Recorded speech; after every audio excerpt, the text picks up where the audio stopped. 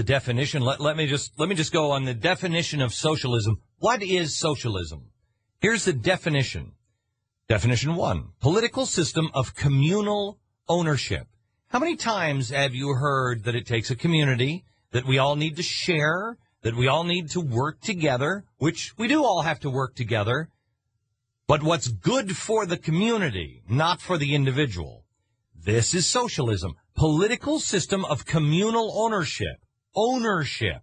A political theory or system which the means of production and the distribution are controlled by the people and operating according to equity and fairness rather than market principles.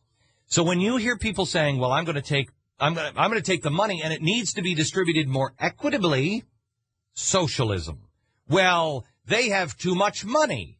I had a problem with, I love this bank guy down in Florida, who got a $65 million bonus and then found it took his employees, gave it all away to his employees and even people who had quit.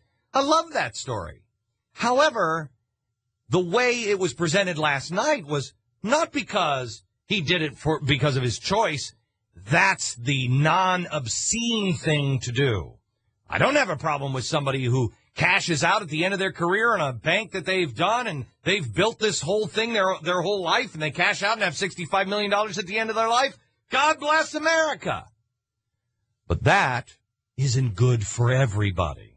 The next definition is movement based on socialism, a political movement based on the principles of socialism, typically advocating an end to private property and an end to the exploitation of workers.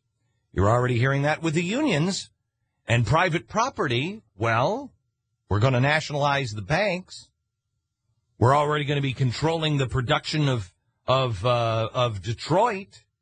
How much further are you going? You already have the eminent domain. That's gone. You don't have the opportunity to protect your own property. The government can take it from you if it's good for the city or the country.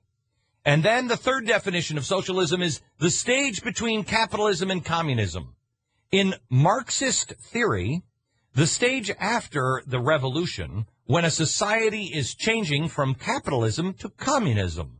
The bridge between is socialism. Why don't we have that conversation? Because once you have that conversation and you just define, you know what? Hang on, I'll take a break and then we'll define statism and fascism. Once you start looking at the definition, then you realize, oh dear God, oh my gosh, what are we doing? Wait until you see statism and fascism. We'll do that next. You know what? I've only got 45 seconds. I have got to come back after the top of the hour and define fascism and statism for you. Take it right out of the dictionary. What defines fascism and statism? What are they? We know what capitalism is. We just did socialism.